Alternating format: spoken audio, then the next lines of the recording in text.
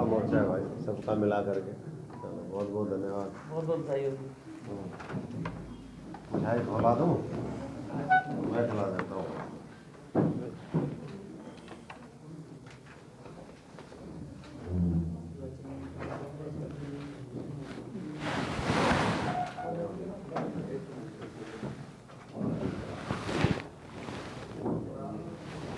और बाकी जो है इसमें खाया मानना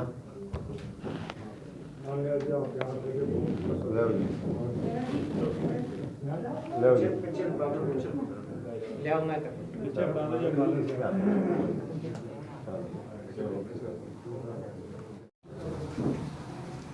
हमारे सभी वरिष्ठ साथीगण, सबका नाम बाद में आप तक पहुंच भी जाएगा। हमारे सभी प्रिंट और इलेक्ट्रॉनिक मीडिया के साथीगण, सबका बहुत बहुत स्वागत और सबका अभिनंदन। आज ये पहला मौका है जब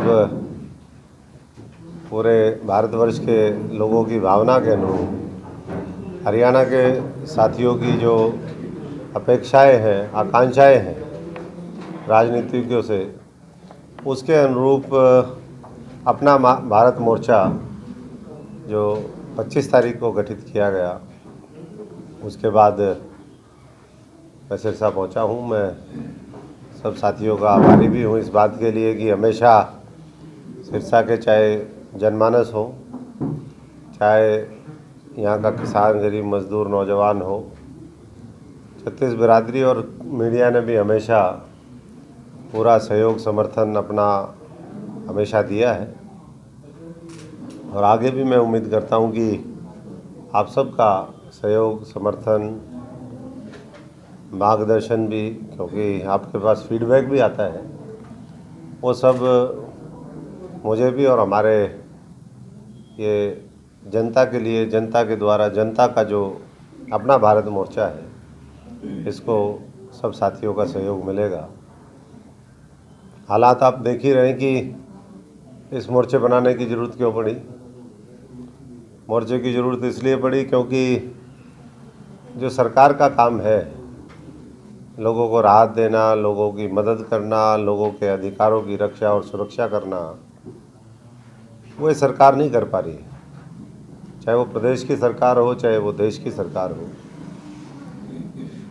ज्ञान, विज्ञान और संविधान के ऊपर जो आधारित सरकार चलनी चाहिए थी, ना वो संविधान को मानते हैं, ना वो वैज्ञानिक दृष्टिकोण से काम कर रहे हैं, और ज्ञान तो उनको है ही नहीं।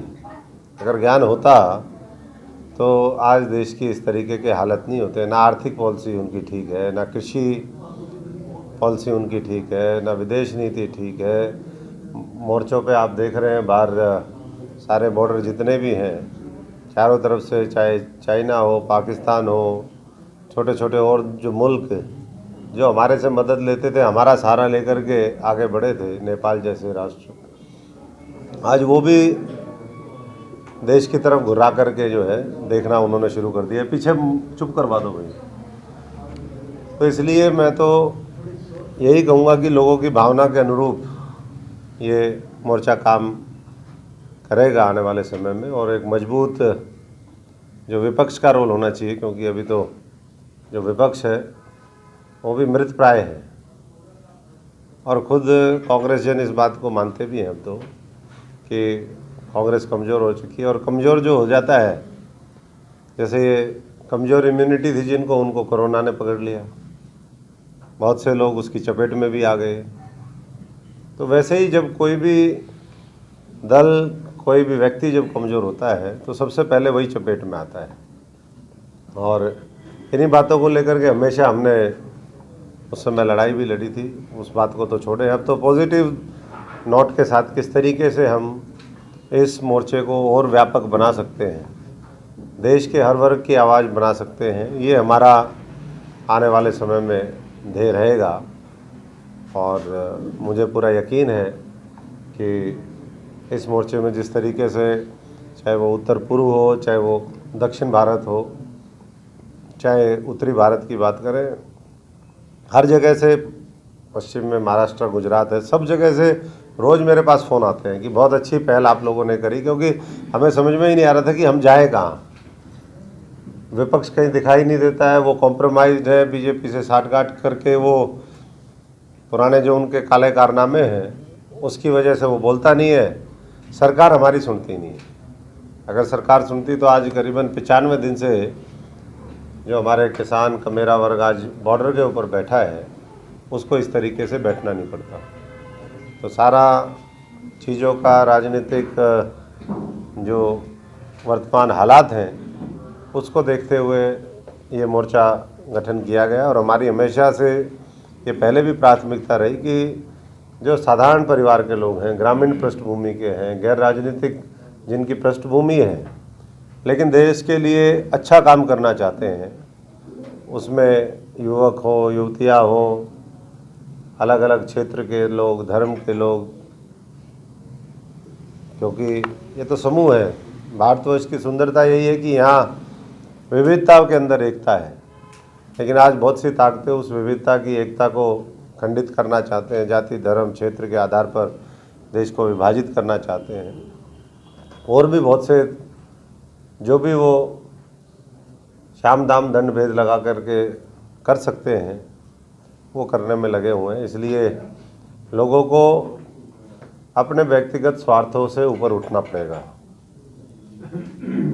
तभी जाकर के ये देश बचेगा। और उसी लिए ये अपना भारत मोर्चा, अपना भारत, ये सबका भारत है और इसको बचाने के लिए इसलिए सबको आगे आना पड़ेगा।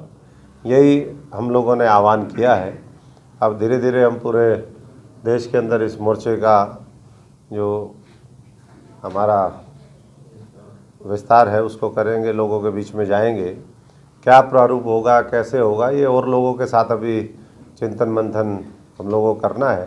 लेकिन मोर्चे में जगह जगह से अब चुनावी राज्य हैं, 5 राज्यों में चुनाव है, तो वहाँ निश्चित तौर पर प्राथमिकता रहेगी। मैं भी जाऊँगा, हमारे साथी भी जाएंगे।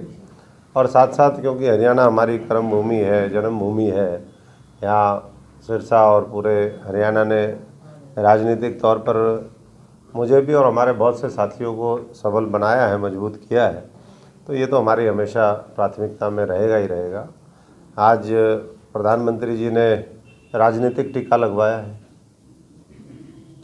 कोरोना का, और राजनीतिक में इसलिए कह रहा हूँ कि वो पहले देखते हैं कि कहाँ चुनाव है, उसके अनुरूप वो अपना भेष, लिबास, अपनी दाढ़ी, वो सब लोग वो बढ़ाते हैं ताकि इसका किस तरीके से माइलेज मिल सके। आज भी उन्होंने वही किया। आसाम में है तो आसाम का गमछा पहना, केरल और पौंडीचेरी की नर्स को बुलाया गया, उनसे टीका लगवाया गया। इसलिए मैंने कहा, और उसको पब्लिसाइज किया गया। टीका तो बहुत लोगों को, इतने लोगों को लगा है, उन्होंने भी लगवाया, अच्छी बात है। अगर उनको लगता है कि टीके से वो बचेंगे तो ठीक है ये, लेकिन हर चीज़ में राजनीति, ये भी ठीक नहीं है इस देश के लिए। प्रधानमंत्री जी अब मन की बात कल भी उन्होंने करी, मन की बात में कोई काम की बात तो लगती नहीं अब लोगों को। पहले लोग बड़े चाव से सुनते थे कि जी प्रधानमंत्री पता नहीं क्या बोलेंगे और क्या उससे होगा। अब धीरे धीरे वो मोह भंग जो है प्रधानमंत्री जी के विचारों से भी, उनकी कार्यशैली से भी और उनकी सरकार से भी लोगों का हो गया है। और उसका जीता जागता उदाहरण जो है वो दिल्ली के चारों तरफ जो बैठे लोग हैं वो इस बात का सबूत है। हम तो यही कहेंगे कि जितनी जल्दी किसानों की बात मान ली जाए उतना ज़्यादा अच्छा रहेगा। अब अपने मन की बात छोड़ करके लोगों के मन की बात उनको सुननी चाहिए और काम की बात करते हुए एक्ट करना चाहिए। तो तीनों कृषि कानून जल्दी से जल्दी वापस हो, नया MSP का कानून बने, ये हमारे मुख्य एजेंडे में भी रहेगा। और इसके साथ साथ और सैकड़ों ऐसे मुद्दे हैं जिसके ऊपर भविष्य में हमारे साथी रणनीति और कार्यक्रमों के माध्यम से आपके बीच में और आएंगे। मैं आप सभी का बहुत बहुत स्वागत करता हूं, धन्यवाद। क्योंकि मैं संक्षेप में इसीलिए बोला कि आपके सवालों के रूप में भी बहुत सी चीज़ें। अभी आपने कहा कि जैसे चुनावी राज्यों में जाएंगे, तो क्या वहाँ जाने के बाद जो पार्टियां चुनाव लड़ रही है, क्या किसी साथ वो गठबंधन करके प्रचार करेंगे या केवल जो सरकार के खिलाफ प्रचार करेंगे? नहीं, देखिए, ये तो सारे साथी जो बुला रहे हैं वहाँ की जो हमारे जानकार हैं, और बहुत से लोग कल रात को भी 11-12 बजे तक राजस्थान के साथी बैठे थे हमारे साथ, और उनका लंबा चौड़ा तजुर्बा भी है, अनुभव भी है। और जैसे मैंने कहा कि कई बार कोई स्पार्क चाहिए होता है, तो लोगों को ये लगता है कि एक स्पार्क हमें मिला है और इसके माध्यम से जो है कुछ हम मिल करके कलेक्टिवली कर सकते हैं, सामूहिक रूप से कर सकते हैं। तो वो वहाँ जा कर के ही और बेहतर तरीके से पता चलेगा। लेकिन जो हमारा योगदान है वो यही है कि हम इस देश को बचाने के लिए जो आज सत्ता और विपक्ष मिल करके राजनीति कर रहे हैं और जनता को गुमराह करने में लगे हुए हैं, इस देश को खोखला करने में लगे हुए हैं, वो चाहे भ्रष्टाचार के माध्यम से, चाहे वो ध्रुवीकरण की राजनीति करके, वो सारी बातें लोगों के बीच में रखेंगे। और फैसला तो आखिर में, क्योंकि 130 करोड़ लोगों की भावना के अनुरूप ये बनाया है, चंद महापूंजीपतियों के इशारे पर, या जो लोग केवल और केवल राजनीति में कुछ परिवारों का कब्जा चाहते हैं, ये उससे अलग एक जनसाधारण का मोर्चा है। और हमें यकीन है कि ये आने वाले समय में ये फर्स्ट फ्रंट ऑफ इंडिया बनेगा। दुनिया तो थर्ड फ्रंट की बात करती है, अभी कुछ नहीं। ये लोगों का मोर्चा है, लोगों ने तय करना है। इसको हम फ्री फ्लो बनाएंगे। उसका क्या प्रारूप होगा, कैसे होगा, वो सारे साथियों से, क्योंकि अब हम ऊपर से थोप दें, हमारा जो अनुभव है वो देश के काम आए, लोगों के काम आए, ये हमारी कोशिश होगी। और पूरे देश के अंदर हमारा नेटवर्क है, और नेटवर्क जैसे ही ये शुरू हुआ उसके बाद बहुत से लोग अपने आप भी संपर्क में आने लग गए। हमने भी उस दिन 20-25 जगह इसकी लॉन्चिंग करी, क्योंकि कोरोना काल में इससे ज़्यादा एक जगह इकट्ठा करना संभव नहीं था। और इसलिए जो है दिल्ली से लेकर के अनेक शहरों में, महाराष्ट्र में बहुत शहरों में होना था, लेकिन वहाँ कोरोना बहुत ज़्यादा है, तो वहाँ लॉकडाउन जैसी स्थिति थी, तो कई जगह नहीं हुआ। तो मूवमेंट के बाद वो पता चलेगा कि किस तरीके से हम इसको आगे की पूरी शेप दे सकते हैं। जी, बट इतिहास बताता है कि जितनी भी पार्टियां नहीं बनती हैं उनका अस्तित्व खत्म हुआ है या कहीं मर्ज हुआ है। तो आप क्या समझते हैं इस बात को? देखिए, राजनीति में कोई फार्मूला सेट और सटीक नहीं होता है कि भाई ये वो फेल हुए तो हम ज़रूर फेल होंगे, कोई और पास हुआ तो हम ज़रूर पास होंगे। उदाहरण तो बहुत हैं। ताऊ देवीलाल जी, जिनकी आत्मा आज रोती है, वो इसलिए रोती है कि आप देख ही रहे हो, लोग सत्ता के चक्कर में कुर्सियों पे बैठे हैं, कुछ कर नहीं रहे। उन्होंने भी जब कांग्रेस छोड़ी थी तो कभी किसी ने सोचा थोड़ा ना था, लेकिन वो प्रधानमंत्री तक पहुँचे। ऐसे ही जो है चंद्रशेखर, वीपी सिंह, ये तो कांग्रेस से ही छोड़ करके जाने वाले लोग हैं। और वैसे बहुत उदाहरण है, अगर कभी बीजेपी ये सोचती तो आज सत्ता में बैठी ही नहीं होती। तो ये तो आप किस तरह के मुद्दे लेते हो, कितनी आपकी लोगों को इन्वॉल्व करने की क्षमता है, कितना उनका आपके ऊपर विश्वास जमता है, इन चीज़ों के ऊपर आधारित है। अभी भी ममता बनर्जी कहाँ से गई थी? यहीं से गई थी। शरद पवार यहीं से निकले, जगन यहीं से निकला, चंद्रबाबू नायडू यहीं से निकले, आपका टीआरएस यहीं से निकला। ऐसे अनेकों उदाहरण हैं अलग अलग राज्यों में। तो और हरियाणा में भी उसका वो है, मनसी लाल जी ने एक बार तो सरकार बनाई थी। तो आपके कर्म कैसे हैं ये उसके ऊपर डिपेंड करता है। और हम इतना कह सकते हैं कि लोगों को ना तो हमने कभी चीट किया है और ना कभी चीट करने की हमारा इरादा है भविष्य में भी। तो पूरी मजबूती के साथ हम अपनी बात रखेंगे और एक नया विकल्प पूरे देश के सामने इस मोर्चे के माध्यम से आएगा। आइडियोलॉजी क्या रहेगी? Vision and ideology? नहीं, विजन आइडियोलॉजी यही है कि अपना देश आगे बढ़े, महान देश ये जो है शक्तिशाली हो, सबको साथ लेकर के हम चले। ये जो माइनॉरिटी मेजॉरिटी का जो कॉन्सेप्ट है ये बहुत वो है, बहुवाद की हम बात करें कि सब एक साथ एग्जिस्ट करें।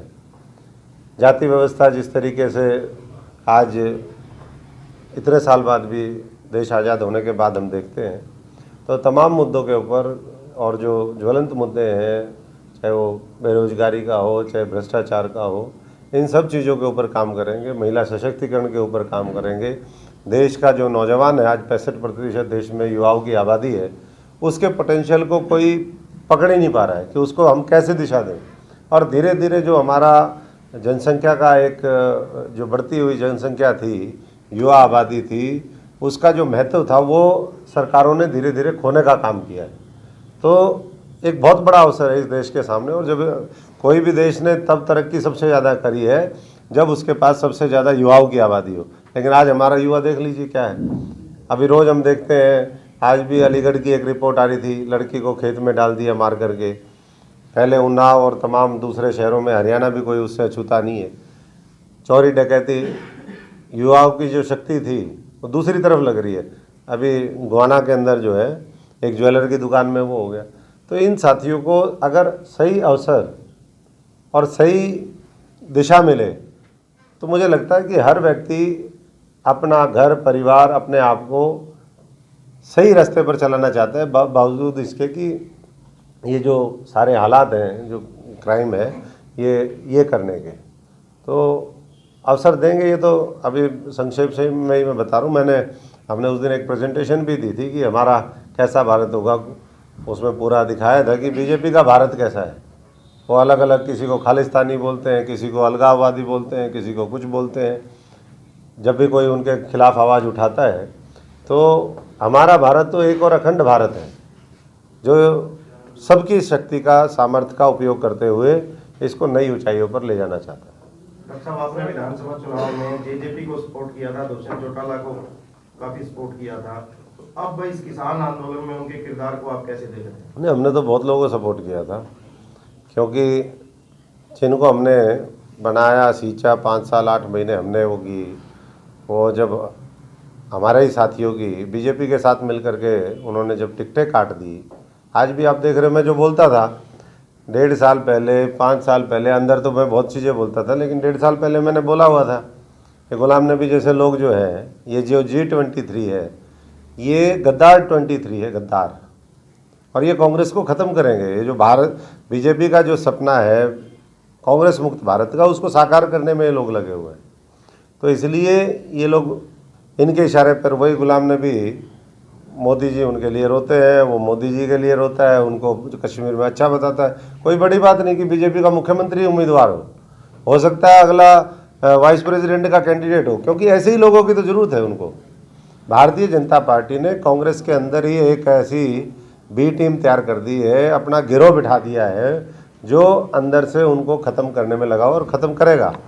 और इसीलिए ऐसे मोर्चे का जो सार्थकता है वो और ज़्यादा बढ़ जाती है कि जिसमें सच्चे, ईमानदार, मेहनती, वफादार लोग जो देश को आगे ले जाना चाहते हैं, जिनका अनुभव भी है और जिनकी इच्छा भी है, और जो इन चीज़ों में साठगांठ की राजनीति में विश्वास नहीं करते, उन सब का हम इसमें स्वागत करेंगे।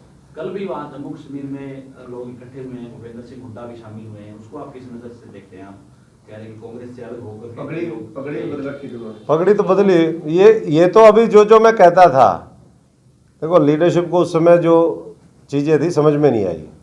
अगर वो उस समय उनको समझ में आ जाती, अब जैसे मान लीजिए आपका घर है, आप फैमिली में 5 मेंबर हो, आपके घर में 5 गुंडे आ जाते हैं अंदर, वफादार आदमी आपने पहले निकाल दिए, तो अब तो आप गुंडों के उसमें फंस गए ना। तो वो पुराने टाइम में कहते थे ना, रजिया फंस गई गुंडों में। रजिया सुल्तान की हत्या भी कैथल में करी थी। तो ये जो सरगना गिरोह है, इसके लोग यही है, और ये जो है कांग्रेस को ख़त्म करके मानेंगे, मैं तो इतना ही कहूँगा। और पगड़ी तो कहीं उनकी गुलाबी होती थी, अब वो वहाँ जा कर के कोई और रंग हो गया, परसों कोई रंग हो जाएगा। तो रंग बिरंगे गिरगिट घूम रहे हैं। कांग्रेस में रजिया किसको मानते हैं आप? देखो, मैंने तो अब पुरानी कहावत कही है, अब वो आपको पता होगा, आपको समझ में आएगी। पत्रकार तो ज़्यादा खबर जानते हैं मेरे से, लेकिन अब मामला बहुत ख़तरनाक हो चुका है और हालात ऐसे हैं कि वो बियॉन्ड कंट्रोल है, वो किसी के कंट्रोल में आएंगे नहीं। क्योंकि जब हमारे जैसे लोग वफादार थे घर के अंदर, मैंने इसलिए कहा वफादारों को तो बाहर कर दिया, तो अब बचाएगा कौन अंदर? खुद लड़ने की इतनी क्षमता बची नहीं है। तो अब तो ये नेचुरल डेथ कांग्रेस की होनी है, वो ये लोग सब मिल करके करेंगे। कुछ वैसे लोगों में इतने साल का जो मामला है, बहुत बड़ा बैगेज कांग्रेस के साथ है। डॉक्टर साहब, भाजपा के मंत्री किसान आंदोलन को विपक्ष की या राजनीतिक पार्टियों का एक षड्यंत्र बता रहे हैं। कल भी बयान देखिए, षड्यंत्र तो ये लोग करते हैं, लेकिन मिलके कर रहे हैं ये, ठीक है ना। और ये विपक्ष के बस की तो कुछ बात ही नहीं, जनसाधारण उठा हुआ है। अगर विपक्ष बैठी होती तो अभी तक तो उनको जेल में डालते और आंदोलन खत्म हो जाता। विपक्ष कहाँ है? ये अविश्वास प्रस्ताव और ये सब, ये दोनों की मिली भगत है। और जिस दिन जितनी जल्दी ये देश के लोगों को, हरियाणा के लोगों को समझ में आ जाएगा, ये नूरा कुश्ती चलती है केवल और केवल जनता को गुमराह करने के लिए कि देखो हम एक दूसरे के खिलाफ हैं। खिलाफ कुछ नहीं है। अरे खिलाफ होते तो 7 साल हो गए, जेल में ना जाते 50 लोग, क्यों नहीं गए आज तक जेल में लोग? अब लोगों को गुमराह करेंगे, उसके बाद जो है फिर ऐसे ही चलेगा मामला। तो ये सब समझ चुके हैं। ऐसा नहीं कि लोगों के समझ में नहीं आ रहा। जब से ये पिछले 90-95 दिन में लोग बॉर्डर पे बैठे हैं और बारीकी से लोग समझ में आ गए। लोग ये कहते हैं भाई, ये सोनीपत रोहतक पार्लियामेंट से जो उम्मीदवार थे, अगर वो जोर लगाते तो 5-10 लाख लोग होते वहाँ पर। यहाँ से सिरसा के लोगों को जाने की जरूरत क्या थी? पहली बात तो लोगों को ही जाने की जरूरत नहीं थी वहाँ पर। राज्यसभा के अंदर, लोकसभा के अंदर उनको रोकना चाहिए था। राज्यसभा में 7 साल ये जो कानून पास करवाए, वहाँ पर विपक्ष का नेता कौन था? गुलाम नबी आज़ाद। वही तो पास करवाता था। मोदी इसलिए तो रोए, ओहो मेरा अब क्या होगा, ये कानून कौन पास करवाएगा? अभी तक तो ये पास करवाता था, 20 को बाहर भेज देता था, 10 को अंदर बुला लेता था, किसी को कोरोना के बहाने। जितने कानून पास हुए, किसान, मजदूर, गरीब विरोधी, नौजवान के विरोधी, इस देश में पूंजीपतियों के पक्ष में, उनको पास करवाने वाले यही लोग हैं जो अभी जम्मू कश्मीर में इकट्ठे हो रहे हैं। ये हरियाणा की विधानसभाओं में भी पाए जाते हैं ऐसे प्राणी, ये राज्यसभा में भी पाए जाते हैं, ये लोकसभा में भी पाए जाते हैं, ये दूसरे प्रदेशों में भी, गुजरात हो और जो है बीजेपी के साठ गांठ करके।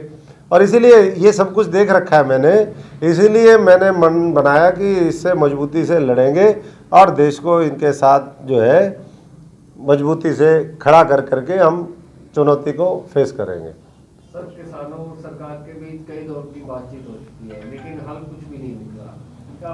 हल सरकार निकालना ही नहीं चाहती है, क्योंकि बड़े बड़े पूंजीपतियों से लाखों करोड़ रुपए की डील हो रखी है। इसलिए किसानों को ही तय करना है कि इसको कैसे वो करेंगे। जितना दबाव बनाएंगे उतना मैं समझता हूँ कि सरकार को तो झुकना पड़ेगा। ऐसा नहीं कि नहीं झुकेगी। ये सरकार ऐसी है, ये 100 प्याज भी खाएगी, 100 जूते भी खाएगी। डॉक्टर साहब, भूपेंद्र सिंह हुड्डा पे ईडी ने आरोप तय किए हैं। कुछ नहीं, वो सब यही नूरा कुश्ती का है। क्योंकि मैं बार बार इस बात को बोलता हूँ कि लोग मिले हुए हैं, इसलिए बार बार वो दिखाने के लिए चल रहा है। वो सब क्लोज केस है, कुछ नहीं होगा उसमें। और इसके बड़े बड़े राज और जो गहराई है, वो समय के हिसाब से मैं एक एक दर पर दर खोलता जाऊंगा। अभी उसका समय नहीं, अभी तो मोर्चे को बनाने का समय है। कब तक शुरू करेंगे खोलना ये? नहीं, जब जरूरत होगी। ब्रह्मास्त्र शुरू में थोड़ा उठाया जाता है। जब अपने को वज्रास्त्र से, किसी और दूसरे से, जब उनसे काम चल रहा है, ब्रह्मास्त्र तो लास्ट में आएगा। मटेरियल है आपके पास? का मटेरियल मेरे पास इतना है कि मैं जो है तबाही मचाऊंगा पूरे देश के अंदर। इतने बड़े बड़े राज खोलूंगा। और अशोक तंवर के अलावा और जनता, साधारण जनता की तो देखो आप लोग सुनते नहीं हो, ये भी बोलते हैं ये चीज़। और मेरे अलावा कोई वो बात बोल ही नहीं सकता बीजेपी और कांग्रेस के खिलाफ।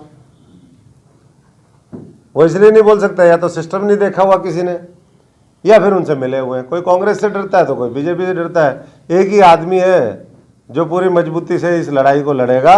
और इसीलिए मैं समझता हूँ कि कांग्रेस से ये सिस्टम अलग करवाया और कहा कि भाई देश बचाओ, बाकी तो सब अपने आप हो जाएगा। देश बचाने की लड़ाई में मैं आप जैसे बुद्धिजीवियों का, अच्छे साथियों का, इस हरियाणा की युवा शक्ति का और देश के सभी 130 करोड़ लोगों का समर्थन मांगता हूं।